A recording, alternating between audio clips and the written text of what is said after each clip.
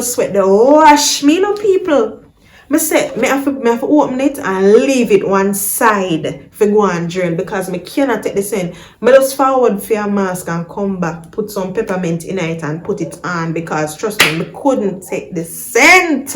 It did.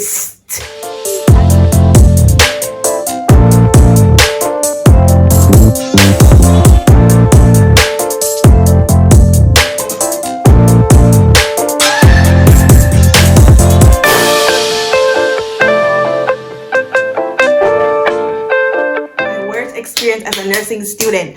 People, before I go into this video, I just want you to hit the subscribe button right down below. It's in red, please. And there is a little icon on the screen. I don't know if it's over here or over here, but it says B Gang. Please join the B Gang and become a part of the family. Right, people? So, my worst experience as a nursing student. So I had promised you guys that I will be giving you more nursing videos because yeah, I have nursing students coming on here to watch my video. If you haven't watched the first video that I ever made about nursing school, it's like, I'm gonna put the card right up here or right up here, so you can just click on it and go and watch that video. I think it's things that you need to know or what they didn't tell me before I started nursing school. So please check out that video and come back here and watch this video, all right?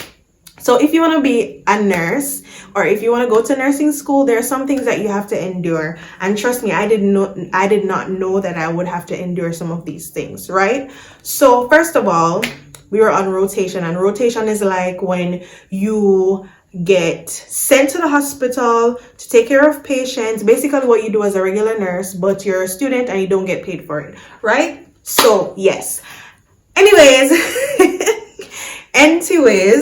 so I was basically placed at another hospital in another parish, and I had an evening shift, I think, or it was morning shift. I don't remember which shift I had, but all I know is that I went in and the nurse chose my patients for me. I got 2 patients at that time. So based on how I weighed the both of them, I thought that one patient would be more critical for me. I did not know anything about prioritizing at the time, but I knew that one patient I had to pay more attention to.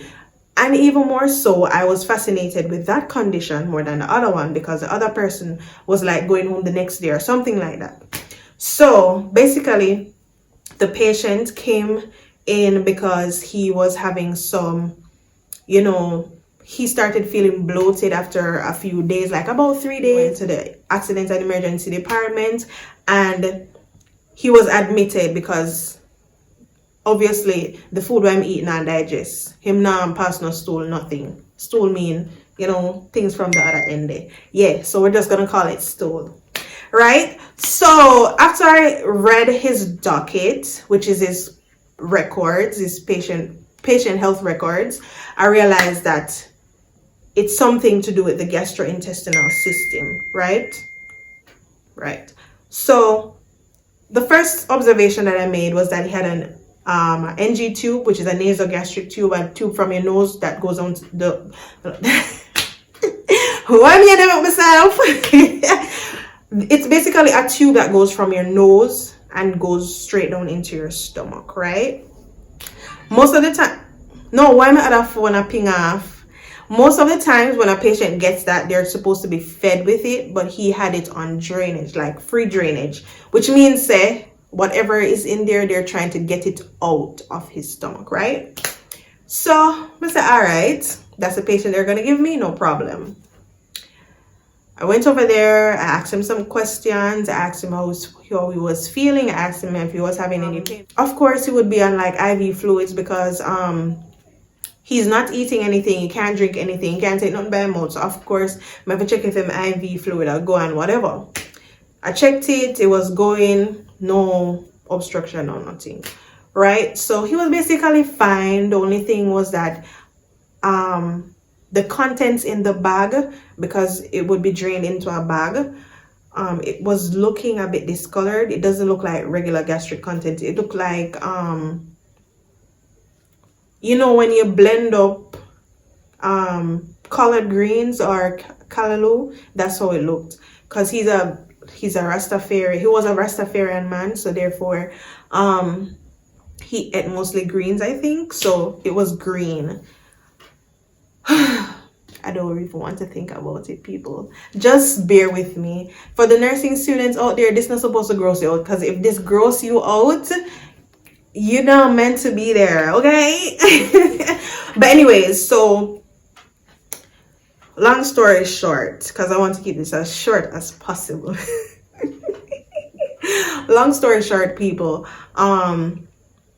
I looked at the bag. It wasn't full. It was like about 200 mils in the bag. So I went to the nurse. I told the nurse what I saw. I went to assess the patient, went to do his vital signs and everything. I had explained everything to him already and tell him what I'm doing and so forth. He cooperated, which is good, because Rastafarians really, some of them don't believe in the healthcare system. They don't believe in medication. They don't believe in anything like that. So I was really grateful that he cooperated, right? So here's when this story took a downturn for me. That day took a downturn for me. No. The sad part started when I saw the doctor come in. The doctor came in and saw the patient, because the patient said he wanted to talk to him about something. The doctor came in, spoke to the patient for a while, and then I think I left the ward, went to post-clinical conference. We were discussing about our patients, you know, that take a while, like about a half an hour or something like that. And we went back to the ward. When I went back to the ward, this man don't have no NG tube. The tube gone. And he's complaining of pain. So me I say, did the doctor assess you? Because if him did assess you, that no say, no, you're no bowel sound. So therefore, him cannot tell us, say, you can eat or the NG tube come out. So me say, me leave it alone, right? After that, I think I went on lunch and I told the patient exactly what the doctor said. The doctor said,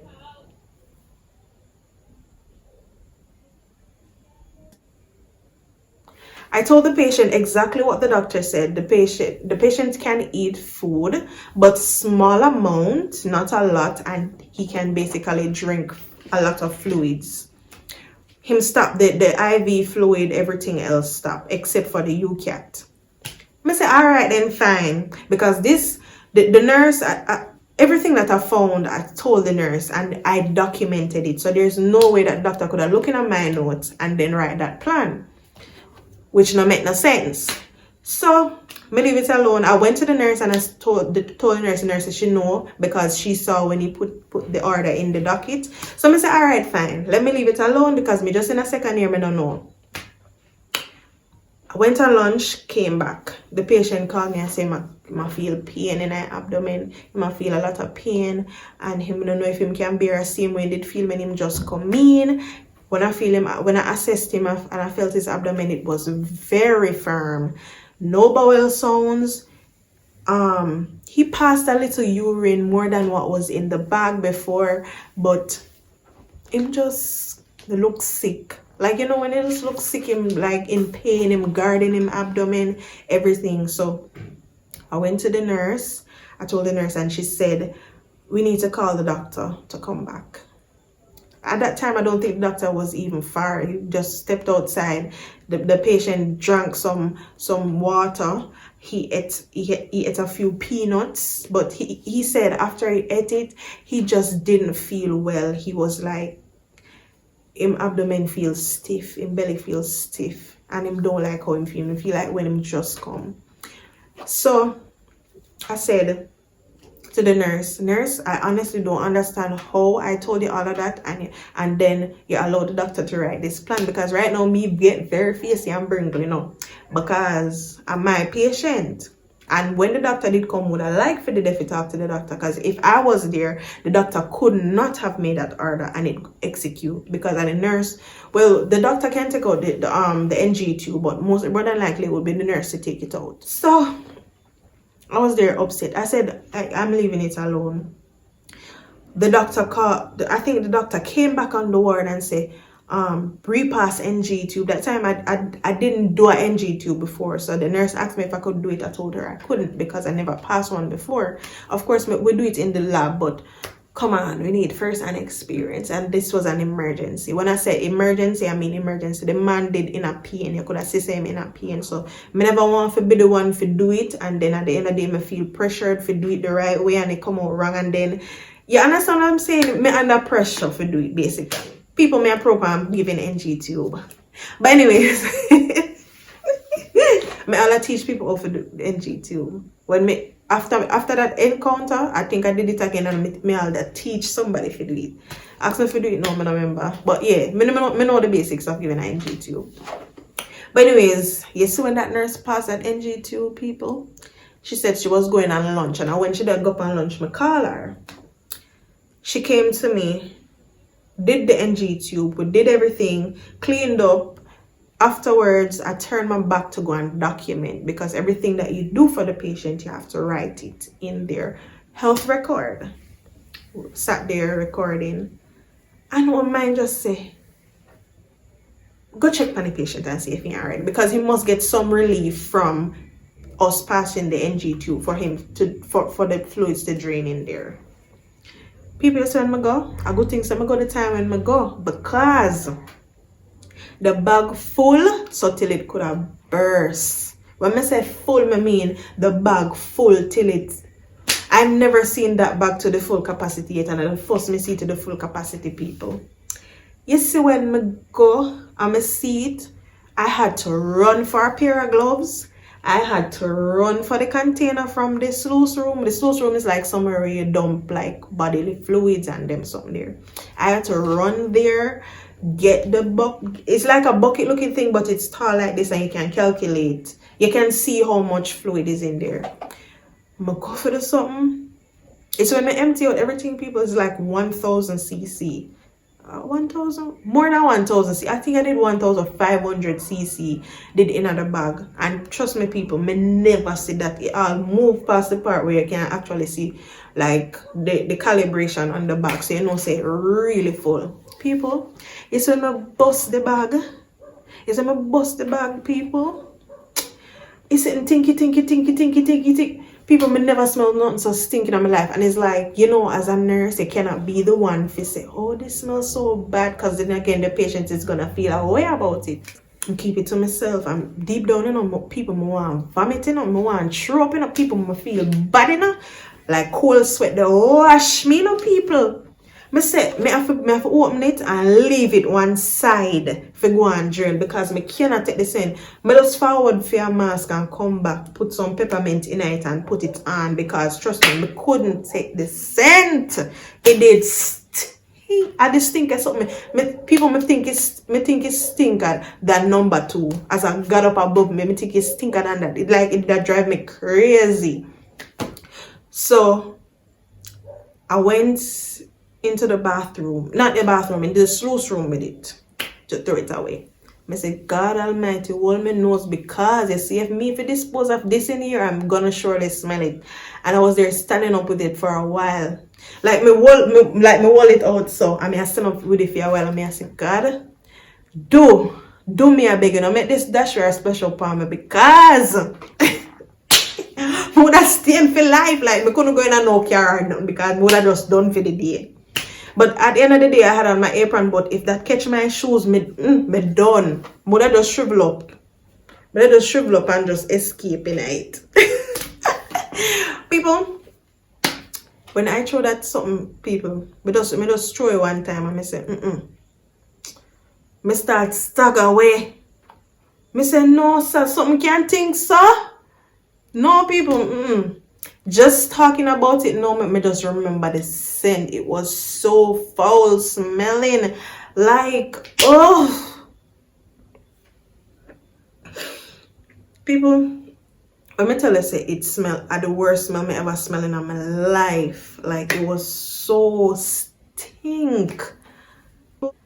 Oh my God, man. I did feel away. You know, I feel away because every one of the nurse refused that patient and left the patient for me, which was so unfair, because some of the times I understand they're tired and they're overworked, and you know, we as nursing students need experience, but sometimes I know the worst patient don't know if they fling on pan people. I remember at one point in time, I was gonna get a patient with like 70% of burns on that same ward that I went on, and I think that the same nurse will give me that the patient. She was like, "Oh, what you go do when you go in the ward?" But at the end of the day, people, I'm not gonna tell you no lie. I think I can take care of any patient.